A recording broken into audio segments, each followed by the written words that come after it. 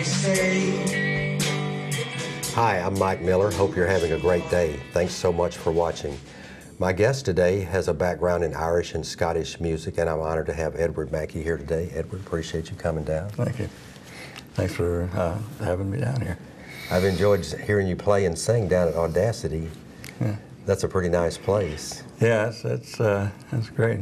Caleb Coonrod does a good job with that open mic. He does. It's a pretty nice place to sing too. It's a nice space there. Nice big space there. Mm-hmm. So way back, you sang at the La Cave in Cleveland, Ohio. Yeah. There was a lot of political activity going on, I guess, or the reflections of political activity going on. Yeah, this was probably a little earlier than we got really political. It was when the first coffee house opened in Cleveland. Really? And I heard about it. I went down there, and they had an open mic. So I played, and I was one of the few at the open mic that could actually play and sing at the same time. Yeah. And knew more than one song because I'd been learning folk songs for years. Yeah. And so they asked me to start coming in on Friday and Saturday night and open for the main act that they had, the headliner. So I did that for a year and a half. That's pretty good. That's before you went to the service. You were in the Air Force. So. Yeah. I would have liked to stay and keep doing that forever, but I just got out of school for computer programming, and I really didn't want to lose that. I wanted to get a computer programming job at every place I went, and applied for a job. They said, "Well, you're going to be drafted any day now. Yeah. It wouldn't make any sense for us to hire you." So I figured, okay, let's just get it over with. And I Did you get to learn more about computers, though, in the Air Force? I got lucky. I did get into computers in the Air Force. That's good, yeah. Actually worked on some stuff that was advanced from what I had studied. Did after I got back out in civilian life. They were a little bit behind in the civilian world.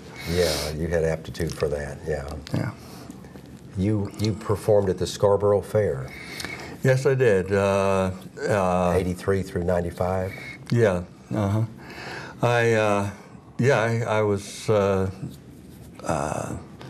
heard about Scarborough Fair the first year, and then the second year I got out there because it sounded like it was just the kind of stuff I like. I'm really interested in history, and like the idea of historical reenactment is interesting to me, and the music of that the 16th century era is interesting to me. And you've been over to Scotland and England. I've seen these pictures on your website, and castles and all that. Yeah, I've been to Ireland twice. I haven't been to. I think maybe Scotland's the next trip that we take. Yeah, yeah. Those are some really nice pictures that you have out there. I saw somewhere the various castles. The Spence Castle, or is that a song? Oh, Sir Patrick Spence, is an old song from that era or earlier. Yeah. And the castle was just a picture that I picked up off the internet. Because when you put a song out on the internet, you have to have a video, you have to have something, a picture of some sort. So I just put that out there too. But we do have lots of pictures of castles. We saw all the castles in Ireland, and we saw several castles in Germany, and we like that sort of thing. I remember seeing that, yeah. I've never been to Europe, so it's interesting to me. I noticed you do a lot of songs that were written like in 1914 and 1916. The Great War, is that an album actually? Or? The Great War was an idea that I had for an album, and I thought, I'd just put out the songs or start collecting the songs that I would put on an album. The album thing sort of hasn't happened yet. The problem with putting out a real commercial album is I don't have anybody that's going to buy enough of those to make my money back. So I had to think about actually doing that. We all have that dilemma, I think. But just the last few years, because it's the 100th anniversary of the World War I. Yeah. I've just been thinking about World War I a lot, and and remembering the songs that I know about. Was there an event that took place on Easter? Easter 1914 or 1916? Yeah, we're coming up pretty close to the Easter, to the anniversary of that rising in Ireland. Oh, I see. Some of the Irish rebels, Republicans that wanted to free Ireland from English rule, thought that with England bogged down in France, in World War I, that they really wouldn't pay too much attention if Ireland just declared themselves free and took over the government themselves. Oh. So on Easter week, they took over the public buildings in Dublin and declared the Republic of Ireland. Really? And but the British actually didn't let them get away with it. They brought troops in, and it took them a week to crush that rebellion. Really? Yeah, and then they rounded up everybody that wasn't dead and tried them for treason, and started executing them within like a couple of weeks. Oh, really? Yeah. Yeah. So, but that didn't actually create the Republic of Ireland, but it set in motion the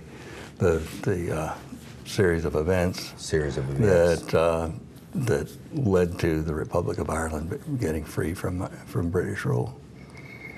And it's something that people have always tended to write songs about, I guess, like U2 had that Red Skies at Night or something. Mm-hmm. That's something that happened over there in Ireland a number of years ago. You played with the Irish Rogue Band from '96 through... Right. Through 2010, I think it was. 2010. Yeah. Was that around here in this area? Yeah, the Irish Rogues is a band, a Dallas band that has been around since about 1980 or something like really? that. Yeah. So they've been around for a long time, and they approached me about '95 about joining the band. And I did, and so we played regularly and had a good time. I bet. Parties and things like that. Mostly the Irish pubs. Now, the Irish pubs in Dallas change every few years. One goes out of business, and another one pops up somewhere else. For the last few years, it was Trinity Hall over by Mockingbird Station was our main pub that we played. O'Reilly's, did you guys play there, or? O'Reilly's. That may be a newer place. Yeah, no, we haven't played there. Anyway, there was a number of different places we played, and we did some private parties and some convention type things and so forth. But we used to play about twice a month. And you've been doing some history classes at TWU the last few years? Yeah, I'd always been interested in history. I think that has maybe something to do with learning like songs about history and historical songs. So when I didn't have to work anymore and had more time, I decided to start taking auditing classes, history classes at TWU. That's a great idea. Yeah, and the professor said on one occasion, if anybody's got any show and tell, come on and So you played show a few the class. songs. So I said, well, this stuff we're talking about, I know a song about it. And so I brought my guitar in and played the song, and then I started doing it pretty regularly because there's always a song related somehow to most of the historical events. I'm sure. So, Judy Collins is one of the artists that you do some of those songs, or you've met her? Yeah, I met her. I guess I don't actually do a Judy Collins song, but yeah, when we were back in '61 and '62, when I was Le Cave, and I was, you know, going in and you know, playing a few songs before the main act came up. Well, Judy Collins was one of the people. There was a lot of people. I wish I could remember who they were, because nobody that I remember was actually famous at that time. At least to me. It's before she started having records out. Yeah. So I don't know if very many people that played there had actually produced an album yet. So I didn't know who Judy Collins was, but I heard her sing, and I said, "Wow, she's great." But then there were a lot of people that I thought were great, and I didn't see them on the TV or hear them on the radio. You know, so I thought, you know, this is a different culture, right? Anyway, so I think she was there for a couple of weeks or something, and I was like playing a few songs before she got up and sang. And Arlo Guthrie as well. Yeah, I met. To go back to Judy Collins, one night I was singing "Farewell to Tarwathie," and I looked down, and Judy Collins is sitting right there in the table in the front, and she just fixed on me, you know. Really? Yeah, she just, and I'm wondering, wow, am I really good or really bad? Why is she, you know, so focused on me? And then I got down off the stage. She called me over the table and said, "Where did you get that song?" You know, and I told her I'd learned it from Ewan McCall, and then she put that song on her album Whales and Nightingales. Oh, really? A few years later. Yeah, she was moved by that. Yeah. So I guess the first time you ever heard that song was from me. Yeah, it was a pretty big hit for her. I've heard of her. I'm not too familiar with her music, but I guess she has several albums out by now. And yeah, she was pretty big in the folk music. And Arlo Guthrie, I've seen that movie about Alice's Restaurant. I thought that was pretty good. Yeah, again, like, and this was a few years later. This was actually, I think, as soon as I got out of the Air Force and went back. Yeah. And Arlo was playing, and that's the first time I had heard of Arlo Guthrie, because I was kind of a Woody Guthrie fan, and I knew he had a son named Arlo, but I didn't know that he was a musician. Yeah. And so when they said Arlo Guthrie, I said, "I bet that's Woody Guthrie's son. Let's see what he can do. You know, go listen to some Woody Guthrie songs." Well, he didn't sing any Woody Guthrie songs. He sang all his own stuff. Really? But that's the first time I heard Alice's Restaurant was live, you know, and I'm sitting here and he's right in front of me on the stage, you know. Way before they ever made that movie. Oh, yeah. Yeah. Yeah, I think at that time he had just written that song. And oh, really? And so it, you know, I hadn't, like I said, I hadn't heard it on the radio or anything like that before I saw him sing it.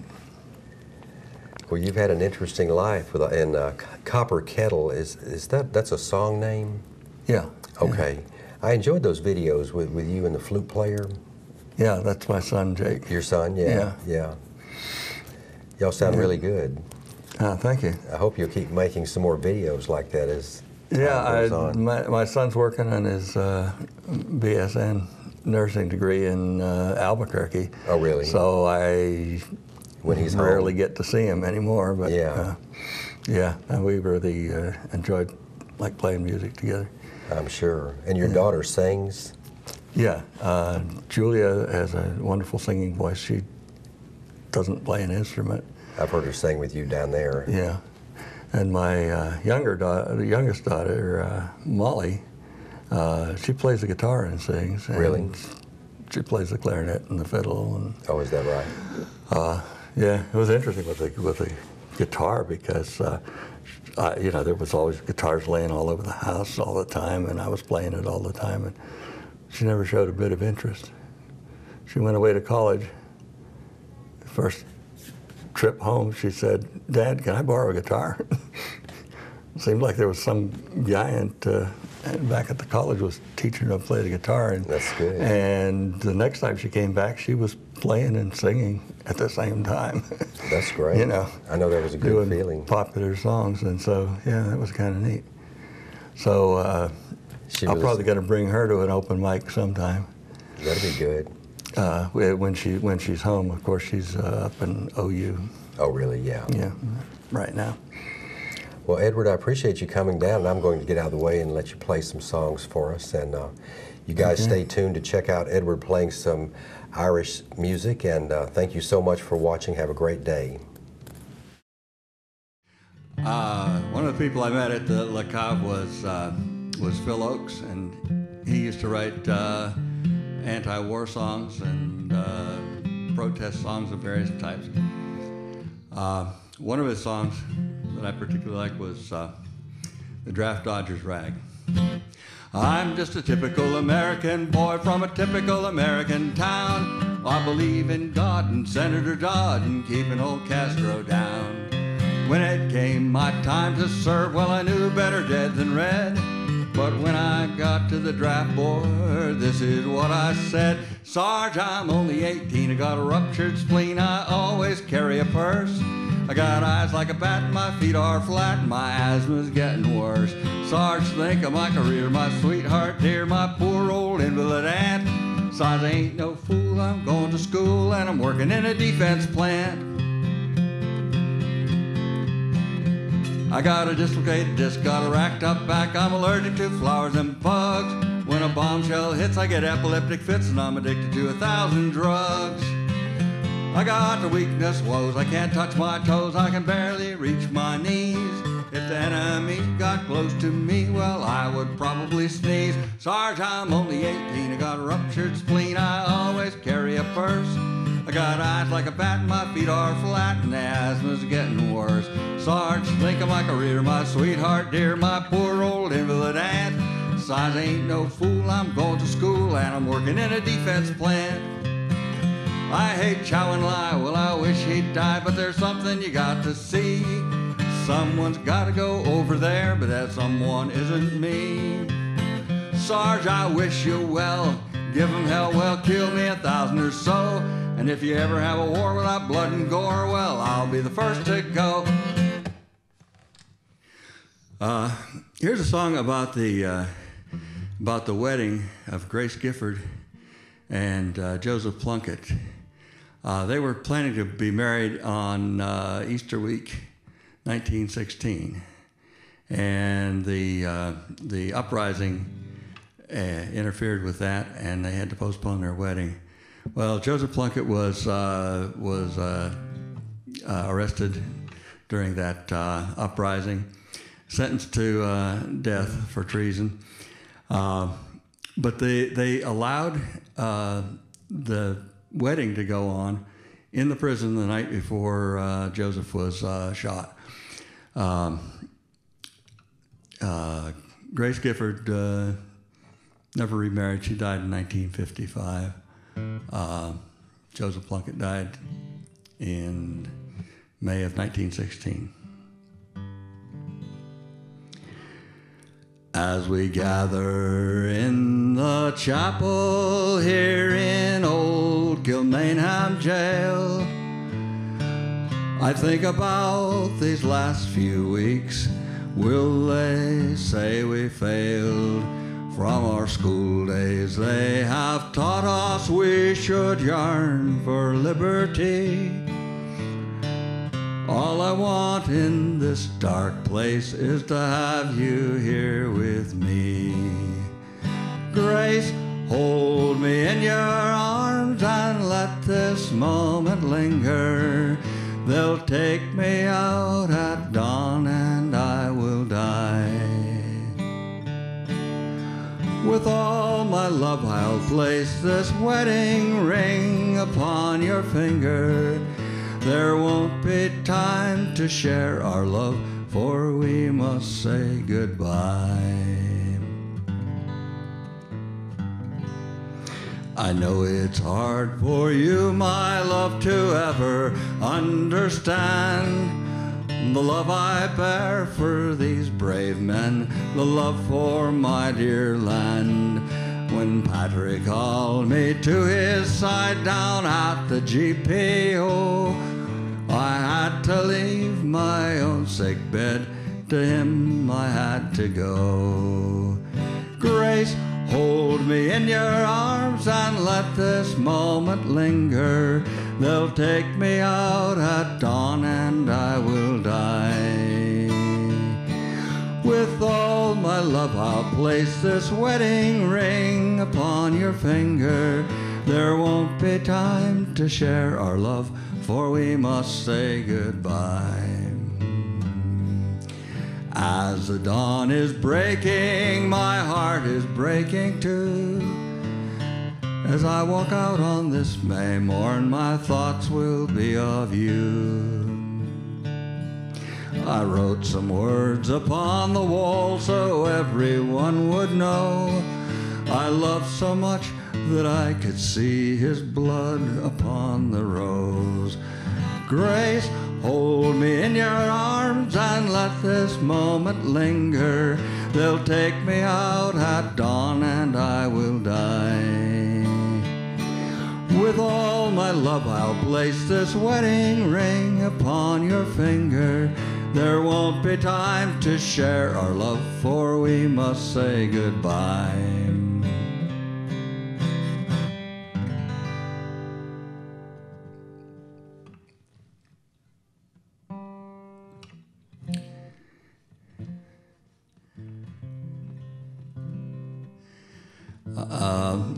All right, we usually have songwriters in this show, I guess, and so I wrote a few songs when I was a teenager, not very memorable. In fact, there's only one that I do remember, but I thought I'd throw it in here just to show you I'm a songwriter too.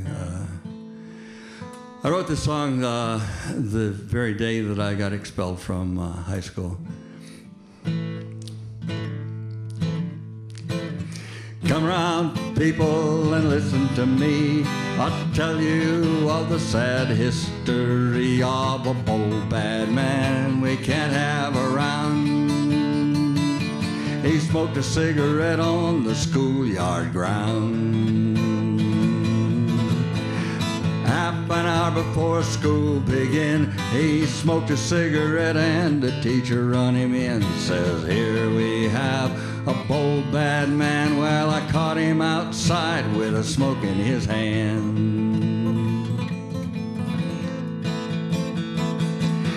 Here's Mr. Blau looking down on him. Well, ain't you ashamed of your terrible sin? Well, I know you are a bold, bad fool, and I can't do nothing but expel you from school. 6 more weeks into senior A when he got the news that fateful day. Says, see here, boy, we can't have you around, 'cause you smoked a cigarette on the schoolyard ground. Come around, people, and listen to me. I'll tell you of the sad history of a bold, bad man we can't have around. He smoked a cigarette on the schoolyard ground.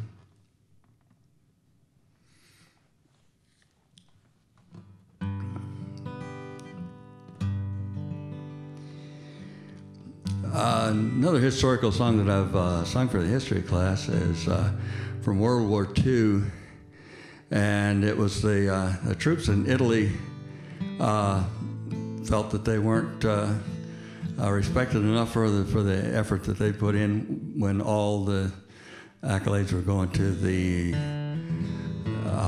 troops that were involved in D-Day, and it was made worse when Lady Astor made a speech and criticized the government for not using the troops in Italy, the 8th Army, for the D-Day invasion. We're the D-Day Dodgers way out in Italy, always on the vino and always on the spree. 8th Army scroungers and our tanks, we live in Rome among the Yanks. We are the D-Day Dodgers who stay in Italy. We landed in Salerno, a holiday with pay. The Jerrys had their bands out to greet us on the way. They showed us the sights and gave us tea. We all sang songs, the beer was free. To welcome D-Day Dodgers to sunny Italy. Naples and Casino, we took him in our stride. We didn't go to fight there, we went just for the ride. Anzio and Sangro, they're just names. We only went there to look for dames. The artful D-Day Dodgers who stay in Italy. Dear Lady Astor, you think you're something hot, standing on your soapbox and talking Tommy rot. You're England's sweetheart, England's pride.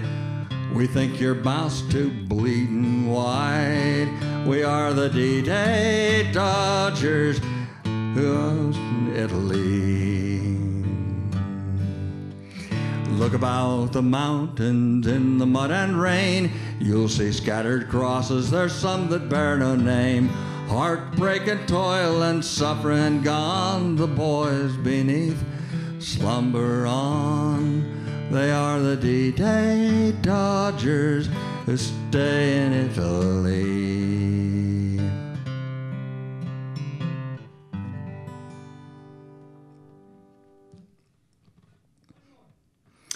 Okay, here's a song from the 1940s. It was written for Bing Crosby. I don't sound much like Bing Crosby, but here it goes.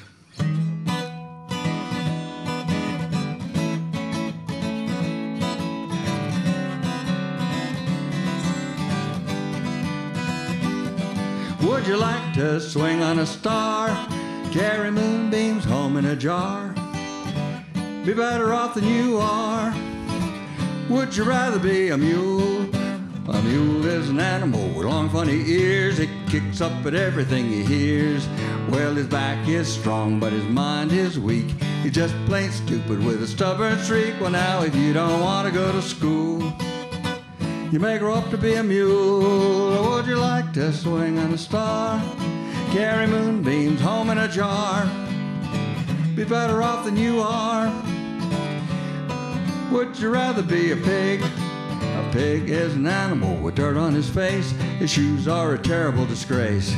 Well, he's just plain dirty and he's grungy up front. And when he talks, all he does is grunt. Well, if you don't give a feather or a fig, you may grow up to be a pig. Or would you like to swing on a star, carry moonbeams home in a jar, be better off than you are? Would you rather be a fish? Fish won't do nothing but swim in a brook. He can't write a poem or read a book. Well, to fool the people is his only thought. Though he's slippery, he still gets caught. Well, now if that kind of life is what you wish, you may grow up to be a fish. Or would you like to swing on a star, carry moonbeams home in a jar, be better off than you are? Could be swinging on a star.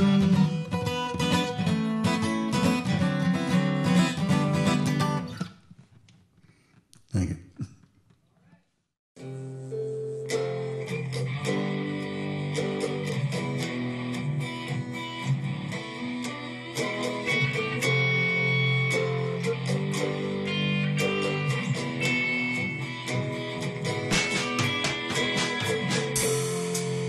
And they tell me, follow your dreams. And they say, do what you want.